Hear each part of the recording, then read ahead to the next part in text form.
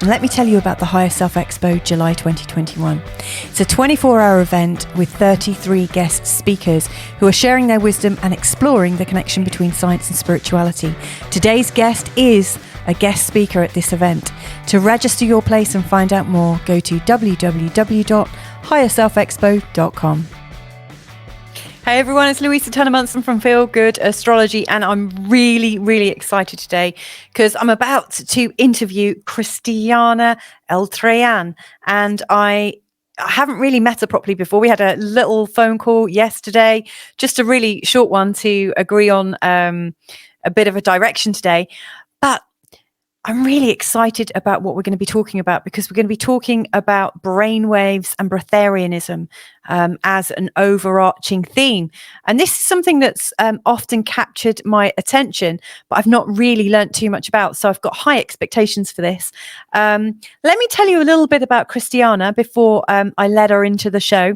You might notice I'm also getting ready with I've got my littlest here having a little bit of milk because he's quite young, and this time away from mummy gets a little bit, he gets a bit fractious. So let me tell you a little bit about Cristiana, because she's got lots and lots of experience. So I'm actually going to be reading this because there's so much about what she's done that I don't want to get it wrong. I'll be honest, it's amazing. So she works as a therapist, an international holistic speaker and author. And since 2009, she's been studying pranic nourishment, i.e. the possibility of being nourished just by energy, chi, and mana. Since 2013, she's been offering lectures and classes on the subject, and she's been doing that through her website, Soul Healing Academy. She's created several projects, including the Pranic Consciousness Summit, the Pranic Festival in Romania, the Pranic Festival in India, and also the Pranic Consciousness Process, the Energy in Harmony holistic education program for children in schools, and more than 14 charities and ecology campaigns. And it's called It's Better with Love. I mean, she's a powerhouse of energy, clearly. She is a board member of the Global Pyramid Society's movement, an organization teaching meditation worldwide with 22,000 pyramids built for meditation across the globe. And she's also a peace ambassador for the Embassy of Peace. So as you can imagine, I'm really looking forward to meeting her. And as a busy mum trying to fit in so much, I'm also really curious at how she manages to do so much.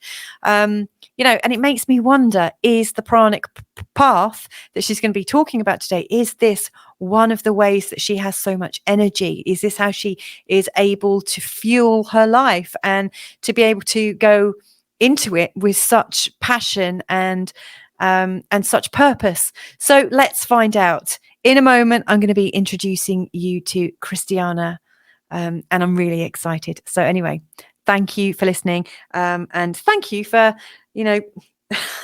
watching on as I do this very much live with my family.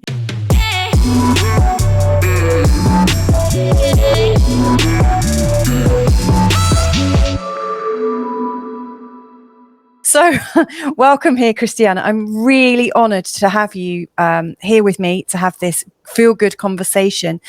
Now, the first thing that I'm really curious to ask you about is, how did you find yourself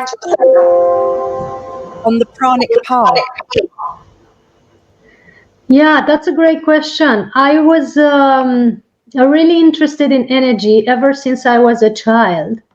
I had this yearn to know what universal force is, what God is, and I was looking for it in the philosophy texts, hoping that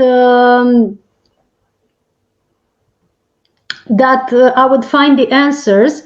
But I didn't actually. I was more confused looking up there.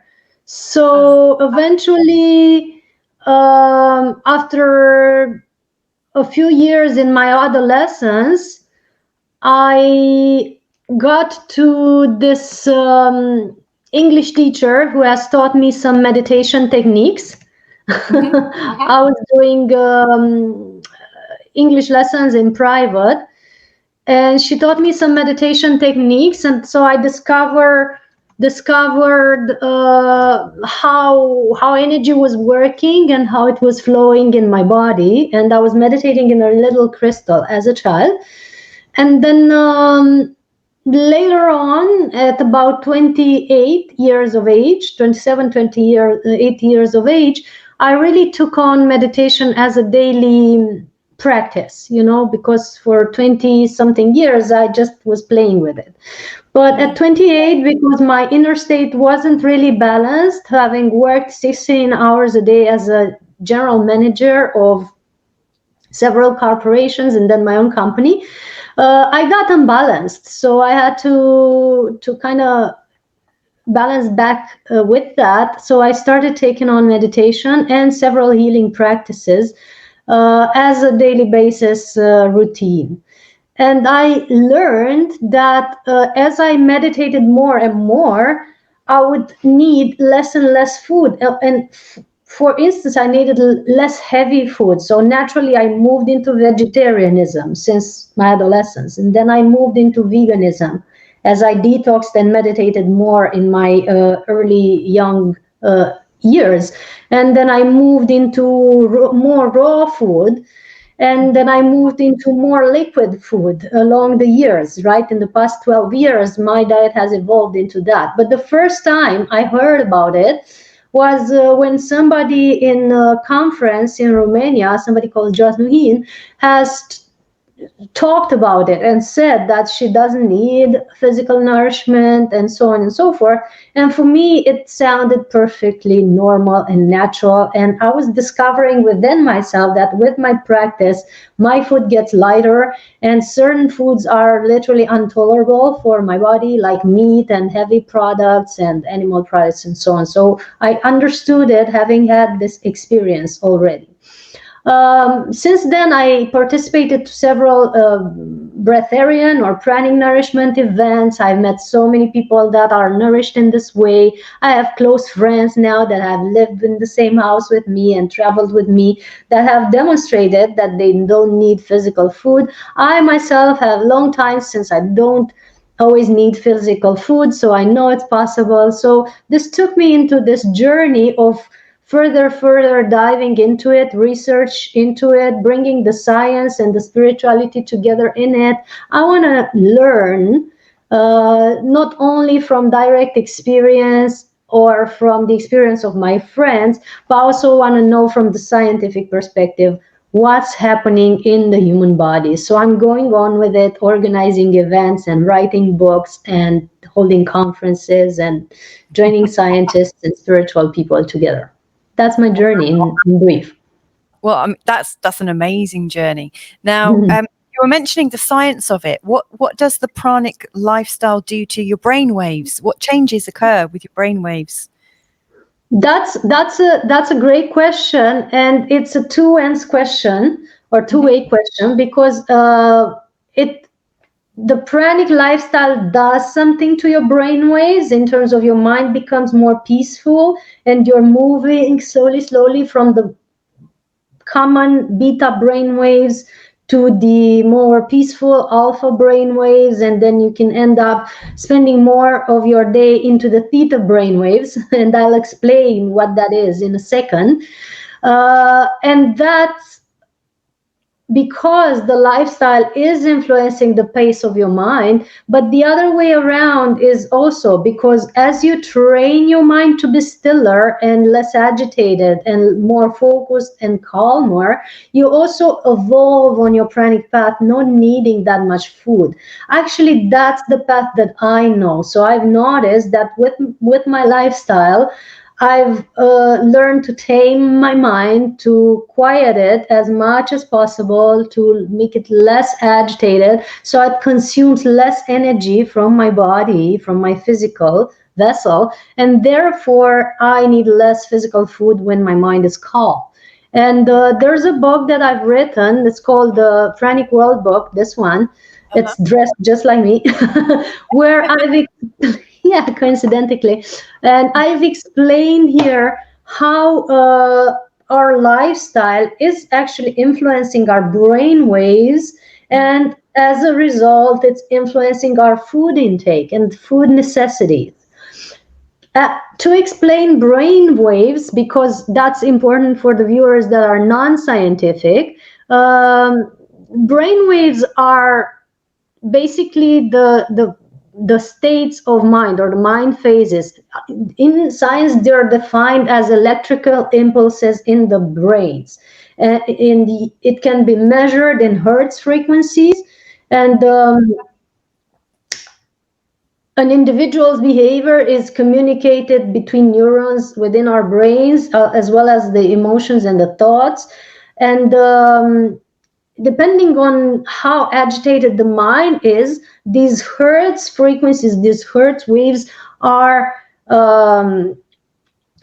differing. So in the common brainwave state, which is beta brainwave, where people are overthinking all day long, they're trying to solve problems, they're trying to calculate, they're worrying about everything and so on, that's between 13 to 38 hertz.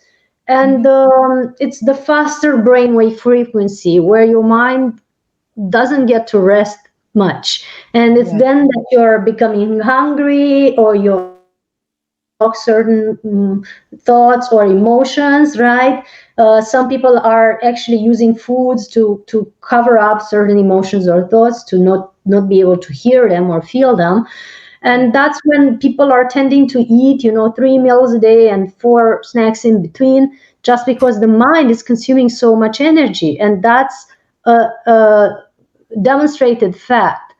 Then follows the alpha brain waves, which is the state of mind that you get when you are maybe watching a sunset, or listening to a beautiful music, or stroking your pet, or cuddling your child, something that opens your heart, something that amazes you. The therapists that are doing Reiki or other hands-on therapy can get into this alpha state when doing healing. So that's between 8 and 12 hertz, and slower, and it's a quieter mindset. It's more relaxed state when you're taking a bath and so on.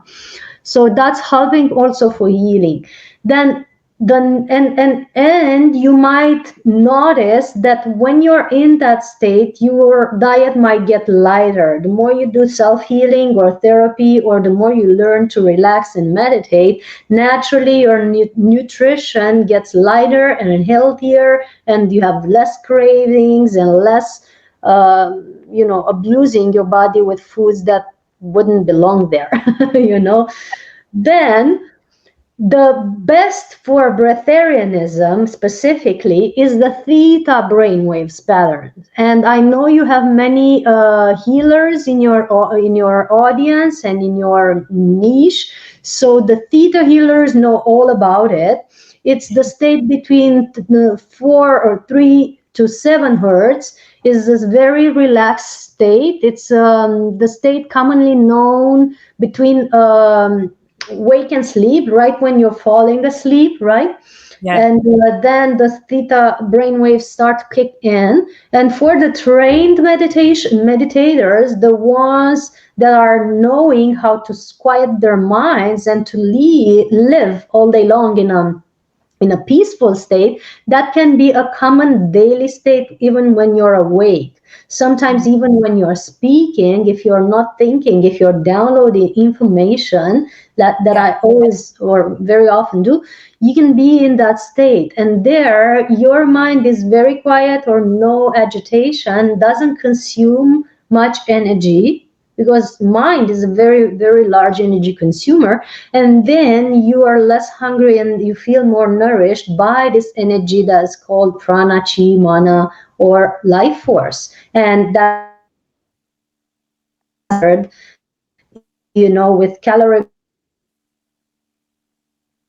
and they have discovered that actually every human being with no energy practice at all has 8 to 25% energy that doesn't come from a physical food source. Right. So that 8 to 25% energy, they have called an unidentified source of energy. it's actually the prana that we're talking about. They weren't doing the studies for the pranic nourishment or breatharianism. They were doing something else, but they just discovered that every human being has this potential of having 25% energy, which doesn't come from food. And we must wonder then how much percentage of this energy can have a person who is trained to still their minds, intake more energy, channel it through our, energy bodies and through our nadis or energy channels and through our chakras, because this training can bring more energy into your physical vessel. Wow, that was such a great answer. That was amazing. And the long one. And I have two more brainwaves, if you don't mind. So the delta ones, yes, they are between 1 and 3 hertz, and they're slower and in deep sleep, right? Or in deep meditation that people can attain. And that's also good for very profound resting in pranic nourishment. And the gamma brainwaves, which are very high, they are 39 to 42 hertz, are very fast. And that's when instant healing or miracles, like when somebody gets a superpower, lifting a very heavy car, is in that gamma brainwave for a few seconds, and it can attain, I believe, certain areas of the brain that aren't yet tapped into for humanity. Wow, that's an even better answer.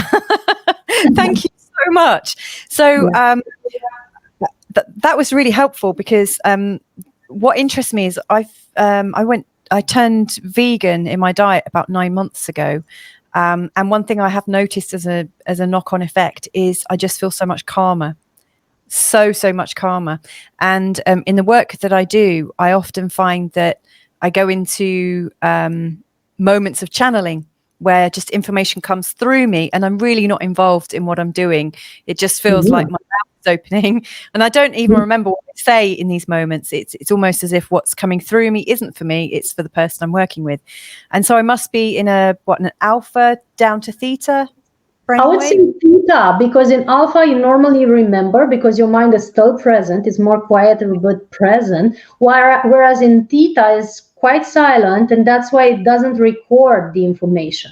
So I download information, or I see light codes, or it can be a whole conference like this one, playing out. And if you stop me and say, please say that again, I'm like, whoa, that's complicated. But I can go back in the moment where I've said it and repeat that moment, which is different than remembering. I mean, yes, you don't turn on your mind. You just move into this specific moment. Yeah. So Theta, I would say, right. To answer your question. And so you must be moving in different brain states a lot, because I read on your website that you spend a lot of time in meditation and often go hiking and also do Tai Chi and yoga and other types of energetic practice with your body. So you must be using a whole range and be quite fluid in the way you move. Is that one of the benefits of your pranic lifestyle, having the versatility of using your brain differently? Yes, I didn't quite get the question. The last 2 words, can you just repeat the last 2 words? Yeah. With your pranic lifestyle, has it given you more brainwave versatility? Your versatility that you can move in and out of different states very calmly and easily. I believe we're all versatile in our moving through brainwave states. But what it gives us is the possibility to maintain a quieter state or a more relaxed state throughout the day. As you've noticed with your vegetarian diet, your mind is more relaxed and more peaceful, and you're able to download stuff. Yes. With an even lighter diet, like raw and liquids or just water, you get into, a really, really peaceful state. Sometimes, though, it can get very heightened state. You get all this information or necessity to research. Like yesterday, I had water all day. I didn't have juice or anything else. So for the whole day, in the beginning, it was quiet and peaceful and so on. But towards the evening, as the energy piled up, because when you're not consuming anything to when you eat or drink stuff that is tasty and has a lot of substances or information, some part of your body and your brain is busy understanding that information or sorting that information, right? And less brain power is involved in research and so on. But when you're just having water, or when you're not having anything at all, the brain is fully active and the body is fully on, not consuming energy for anything like digestion or sorting out information that you're putting in, through your mouth and through your food intake. And so towards the evening, at about 9 or 10 and up to 12 or 1 a.m., I was very, very deep into research, and I was engulfing all this information about the hypothalamus and the hormones and all the stuff that I had read before, but now it needed to be updated for some research that I'm doing regarding depression. And so it gets not overactive, but overpowered, and you can spend the whole night basically reading and getting information and researching, or getting really creative and painting and drawing, or I personally have a new knitting creation. So I have all this extra time, because you don't even sleep much, where you can create or research or learn or have classes and stuff like this. So you're in between the quiet, peaceful, very relaxed state and the very creative state, where you're totally buzzed up and all this information and this newness and these connections come to you, and you can write an entire book in a night. Sometimes it has happened that I edited and completed a book in a night. So yeah, it's happening like this. That's the versatility that it gives us. And so I would say that it takes some while to get used to this, and to know how to adjust your bodies to the brain power that can occur, because sometimes the body can need to get a break sometimes, and it happens like this. But it's an awesome feeling. Yeah, I can imagine. Wow. And so it's sounding to me like you've just lightened on your path. Your whole energy system has been cleansed and clean, and it's had a break. It's been able to repair and heal itself. So what I'm hearing is that when you have a pranic path, it's a whole lifestyle. It's not just a diet. It changes the activities that you're doing and the way that you live. So how do you work with your clients? So if somebody's interested in your path, how do you work with your clients? Do people contact you and say, I want to do what you're doing? Or, what normally happens? Like, do they have to unravel things with you first? What usually happens?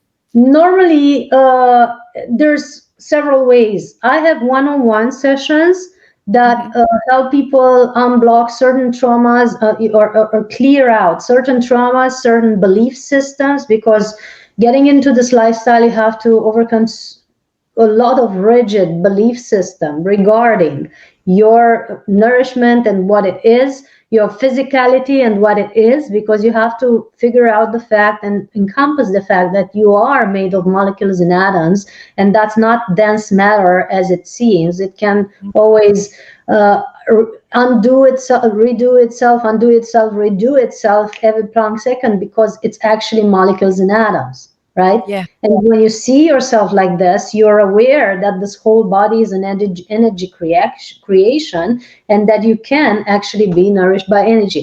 So these types of concepts we unravel with our clients, right? And we help them see their lives in a different way, and their physical aspect apparition in a different way. But we also heal a lot of emotions and traumatic experiences and mind programming.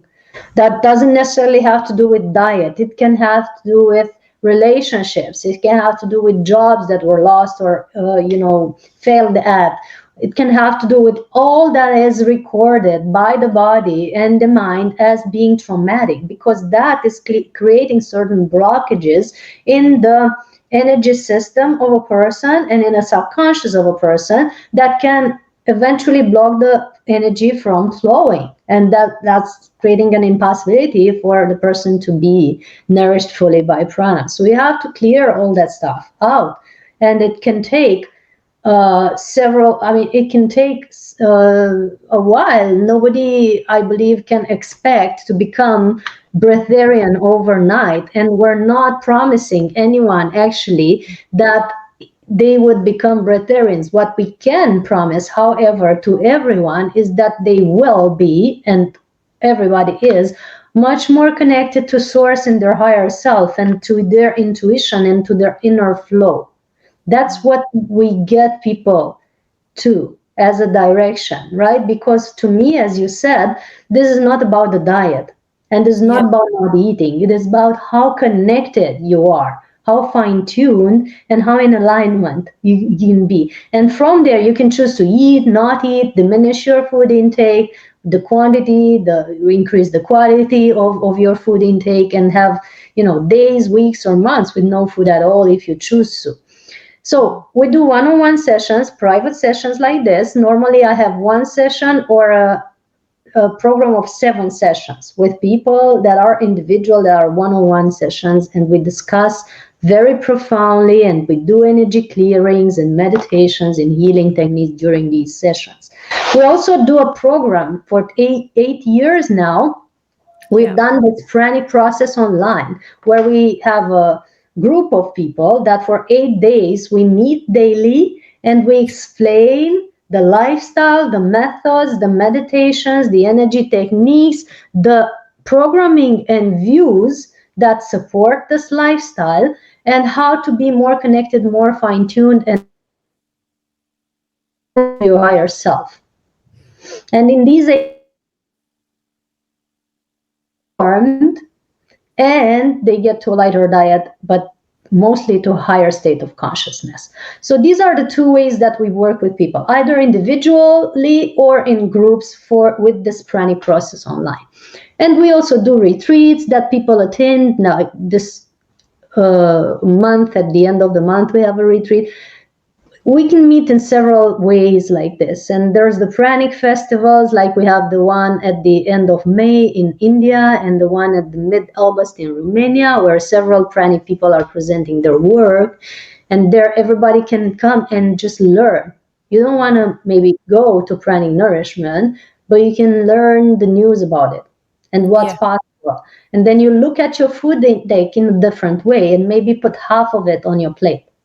Because you need to diminish that, and you need to increase the quality of your nourishment, because your body is evolving very much these days. We're all challenged in body evolution and the way the body needs to transform. And the fuel you put in your body is the essential ingredient for this transformation.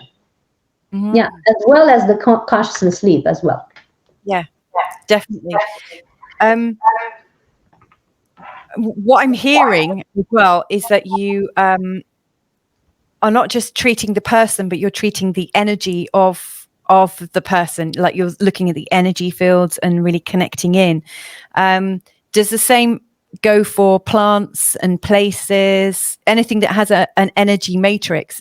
Are you working with all types of energy, not just people? Tell me about that. That's amazing. You're asking fabulous questions. So you see, everything that has an energy field, whether it's animated or inanimated, like a chair has an energy field, or your bed has an energy field, right? Everything emanates energy and everything receives energy, right?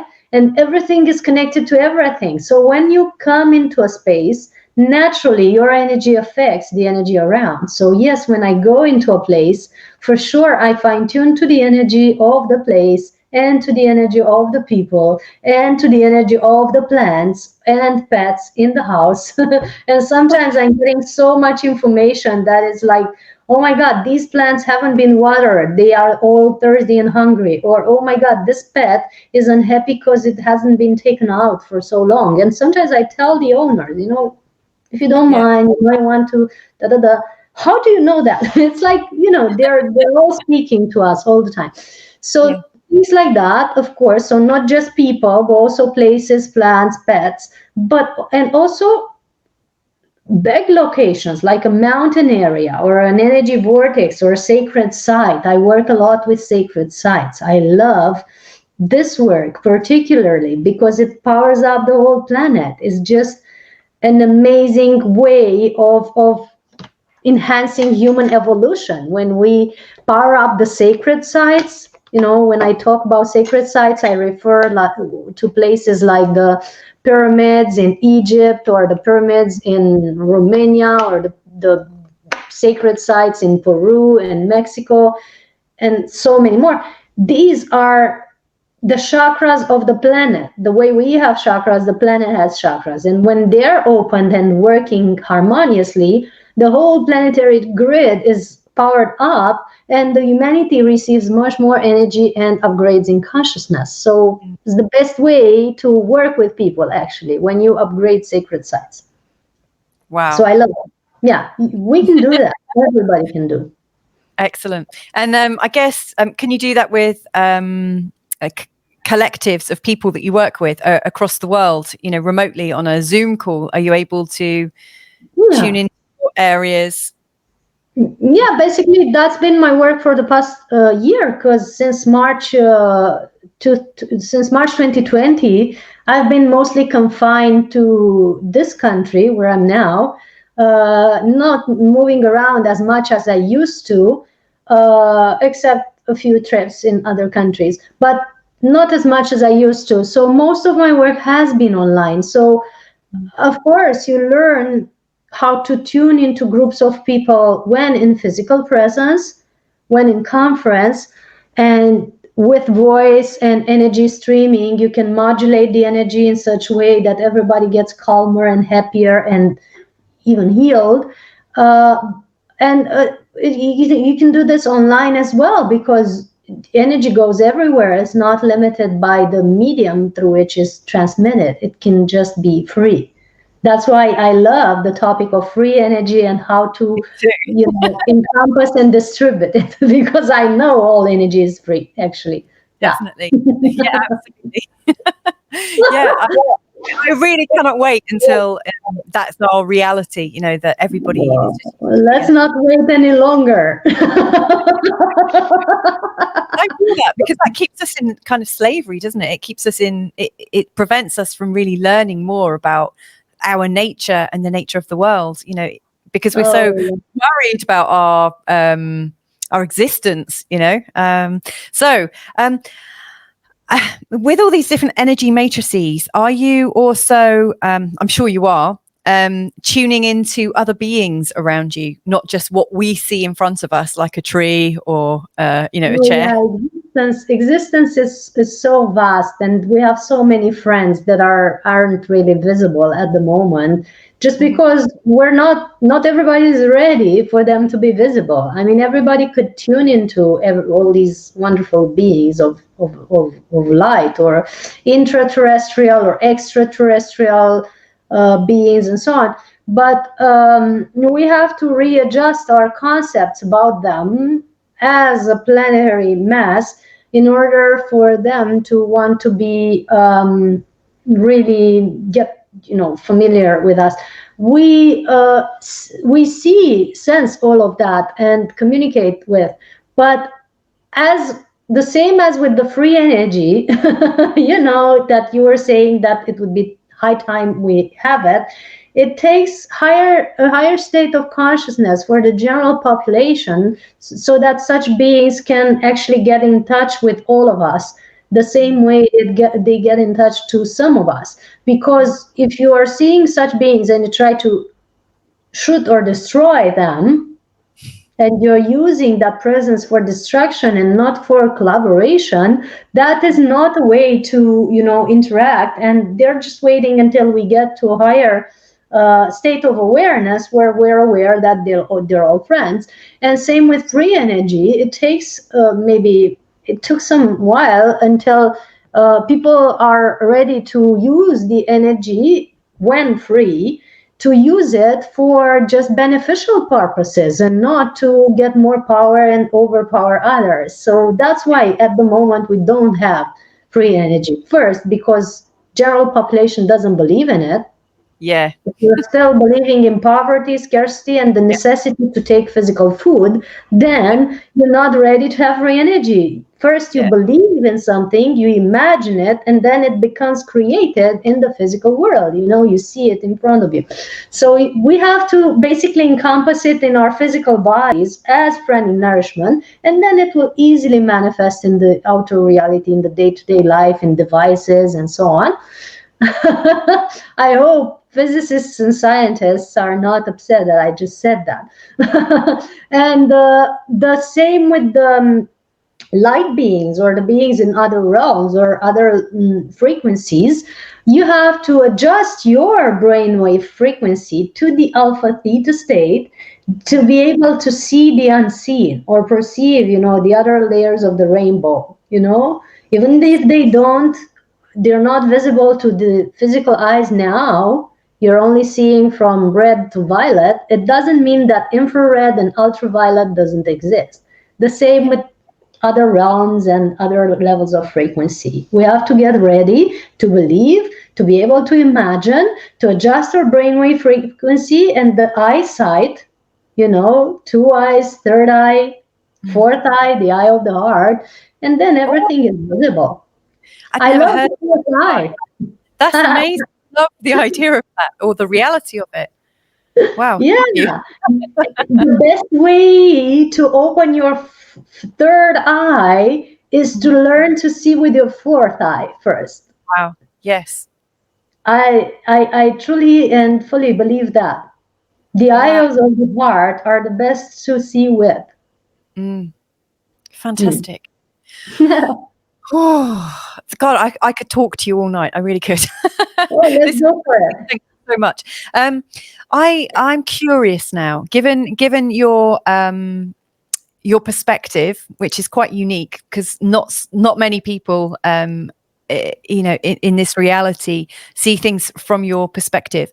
But from your perspective, do you think we will awaken to a level where we will get free energy in this lifetime? Yes, absolutely. Very soon. It's in the works.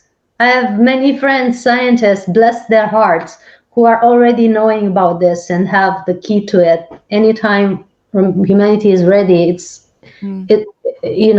type of technology is ready to be on the market. And so, not that I know specifically, but I'm sure it's ready. And I'm sure there are already certain groups that are using it, and of course, being in higher realms are using it for longer whiles. And there have been stages in human evolution when we did have this type of technology. All we need to do is look at the pyramids, look at all the megalithic structures, look on my YouTube at the latest video that I presented, the caves in India that have been discovered, that are clear, laser cut, glass cut, through the mountains of stone. Wow. Like some thousands of years ago, you couldn't do this with no technology that we have today. So they must have had some very advanced type of technology and probably free energy devices to have built such structures. The history doesn't say the same, but it kind of becomes logical as we smarten up. Yes. So we have had it, because we have been in that stage of evolution before. And some call it, Lemurian, Atlantean times, whatever you want to call them. It has been here, it can be here again. We are the inheritance of that species. So, yes. Does that feel good, no? Yeah, I mean, there are so many so-called mysteries on this planet, which to me just, when I look at it, I just think, well, it's obvious, from a child, when I've seen these things like pyramids, the questions are just in my head. Well, obviously we were able to do amazing things, so something has happened. And it always surprises me that so few people actually ask questions. They just go with the narrative that they're presented. Now, you're talking about the reality of free energy, and it's your perception and your experience that free energy will be upon us quite soon. Does that mean we are all going to kind of awaken suddenly, or do you think we might lighten up? Do you think the energy comes and then we lighten, or does it kind of happen at the same time? A bit like as I became vegan, I noticed that I was calmer, and then the more calmer I got, the more vegan I got. It's like you're taking a step on each side. Do you think I'm just wondering how we might get closer to free energy. I can really see it as a possibility. By running it through our bodies. That's the fastest way. The more we run this through the body is the physical vessel of my manifestation in this physical world. You are manifesting yourself and your higher self through the physical body, right? So that's why you've created yourself into this reality, by building up a body and, gathering together molecules and atoms that maintain the same shape pretty much, every day as you redo and undo yourself. And you've created this physical manifestation of your energy, of the energy that you are. So the more you fine tune it now, this whole thing, this stuff, the more you fine tune it, the more you run free energy through it, the more you manifest more free energy into your reality. And it goes into manifesting basically free energy devices like a electrical car for start, and then maybe a spaceship soon. It just goes with how high energetic our body's frequency is. That's why I keep doing all this work on the planet, on breatharianism. It's not that I'm just interested in everybody changing their diet. I know and feel and am sure that this is the next step to the human evolution. This is the Vitruvian man that we have had the example of depicted so long time ago. We are that, and we are manifesting the whole free energy reality when it streams through our body, because that's the doorway for manifestation in this world. And we're taught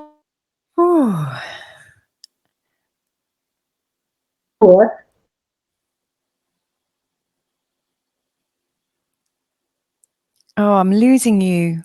I hope you can come back.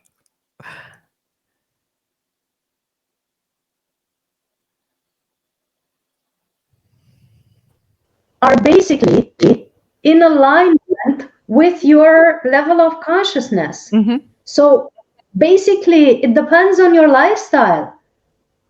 If you're binging on movies all day that are not educational at all, your consciousness is maintained to a certain level that you can't think of higher things, and you can't ask higher questions, or you can't access higher energies.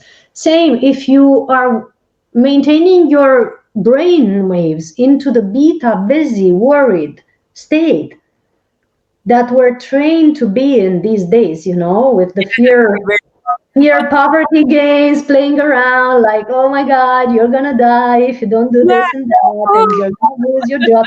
That's the beta brain waves frequency training. We're trained to stay in that.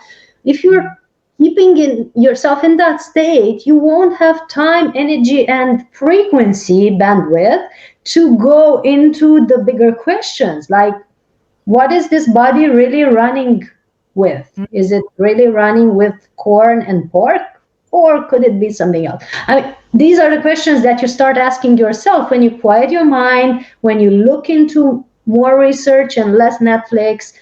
It's a daily lifestyle. When you change from news to maybe Gaia or Resonance Science Academy or some good source of information that nourishes your brain with different type of news, because there's news everywhere, but you have to choose the frequency of it. So then you can choose a different narrative. Yes. Yeah. And same with free energy, of course. Yeah. It depends of your frequency. Yes. I'm going to change the tempo a little bit here and talk about children, because I've got 3 small ones. I've got a 2-year-old, 6-year-old, 5-year-old who seems very grown up, and a 9-year-old.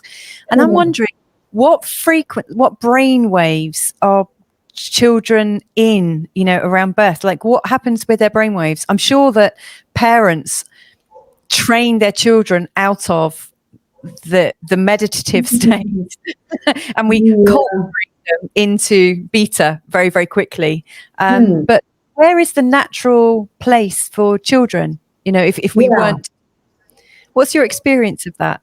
That's a great question. Actually, there are studies that have proven that children up to 7, they're spending much more time into the alpha theta state than adults do. And that's why it's considered that between the age 0 to 7, you basically learn all your realities and your programming, because your brain waves is very peaceful, and programming can be done, on your brain, in your subconscious, because then it is then that you're absorbing information when you're in a peaceful state. And when in that peaceful state, you also have access to higher realities. That's why so many children are having imaginary friends that are not really imaginary. If you look at Dolores Cannon's work, or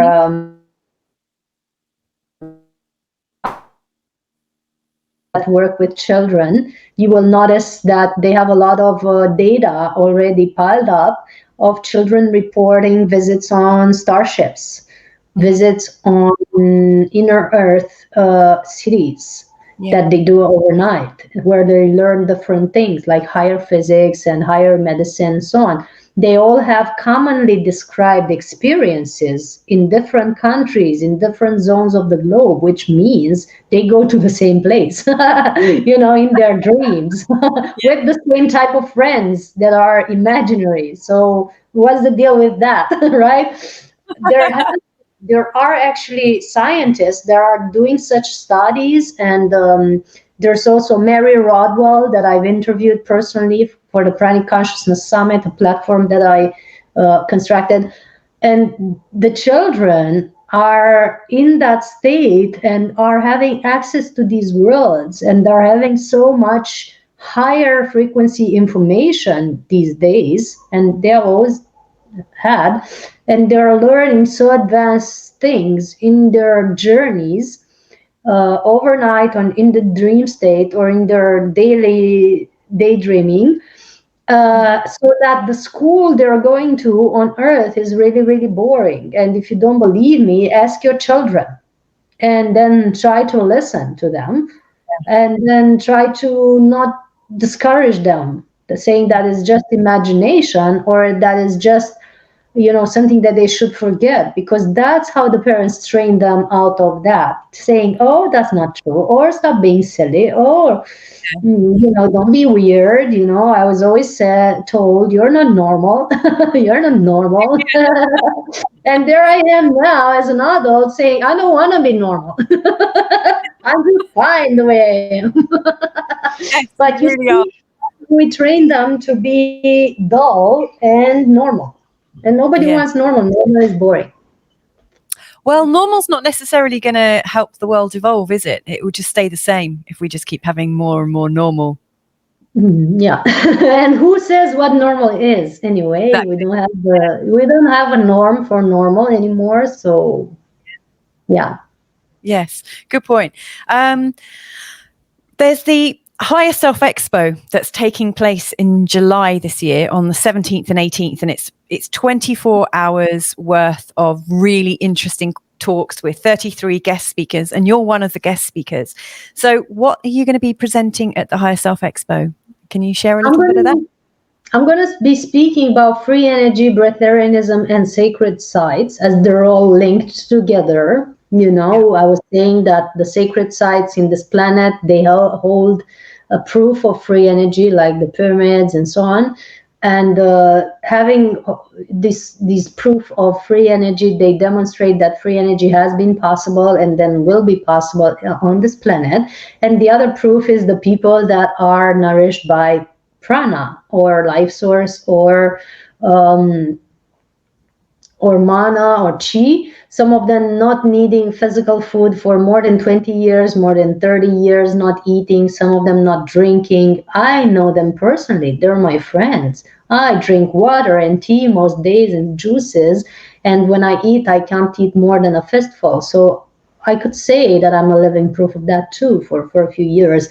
But I avoid labeling myself to preserve my freedom of tasting, because that's something I've always ditched, the labels. But having known these people, I know for sure that this is possible and that free energy is possible. So that's my topic in Higher Self Expo. Wow, that's fascinating. I really love the fact that you're talking about free energy in the body, because like most people, when they talk about free energy, they're thinking in terms of how they can power up their houses and power up cell phones and things like that. But yes, I mean, to take it into the body. And of course, going back to your first point, that actually the brain is able, or the body is able to power itself. Is it 18 to 25%? Of its power comes from where? Nowhere, but we're able to do it. For people that don't do energy work, yes, it's 8 to 25% proven in studies with calorimetry suits. But for people who do a little yoga, a little qigong, a little meditation, a little breath work, some healing techniques, you know, I've seen healers that are starting to get chubbier as they do healing and eating in parallel, you know? Because you download more energy through your body when you're transmissioning to other people. So you have to cut out on your physical food because you don't need that much. It's logical, right?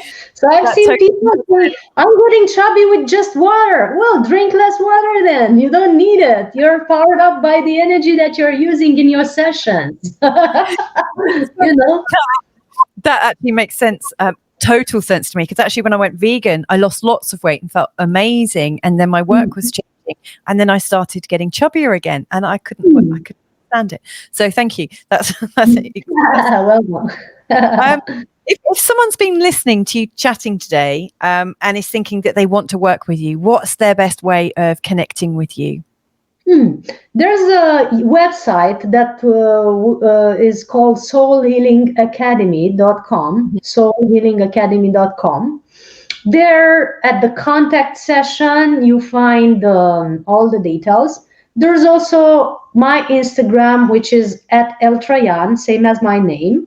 There's the YouTube, which is Cristiana Eltrayan. There's the Facebook, which is Cristiana Eltrayan. Everybody can write to one of these platforms, either the email on the website or Instagram, Facebook, YouTube, and you get in touch with me, or the email, but the email is more complicated to spell right now. So best way, Instagram, Facebook, website, contact details. You find the email there.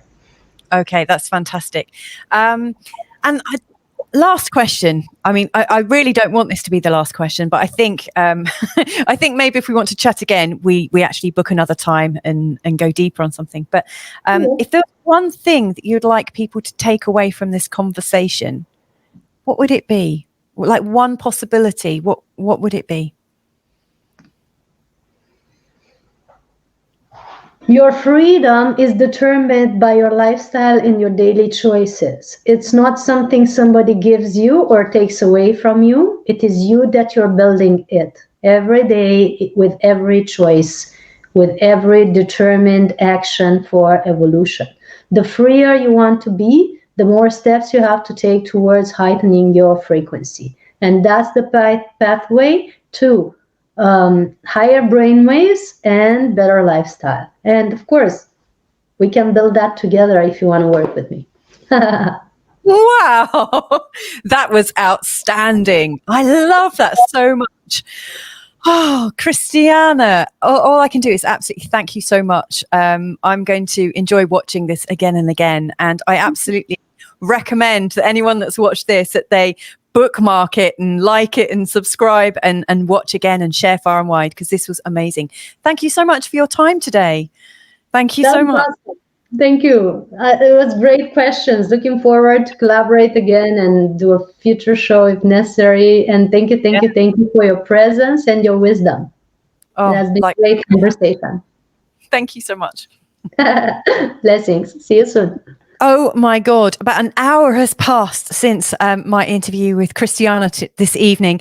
And a few things I just can't kind of let go of. And I've got this amazing buzz of energy from having, spoken to her today and listened to her ideas on energy and prana and the Pranic Path.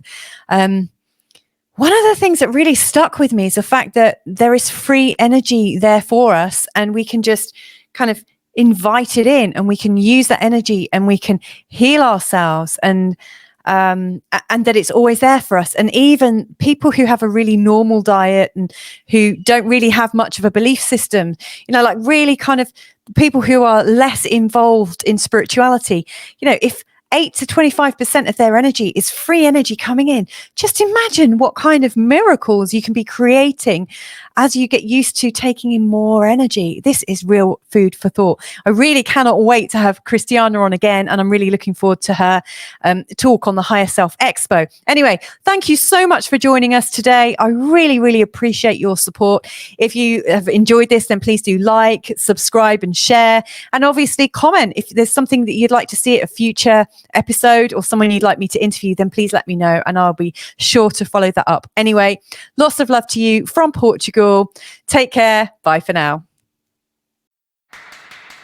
If you've enjoyed this conversation, then why not support today's guest at the Higher Self Expo in July 2021. The Higher Self Expo is a worldwide 24-hour event with 33 guest speakers who are all sharing their wisdom and exploring the connection between science and spirituality. To register your place and find out more, go to www.higherselfexpo.com.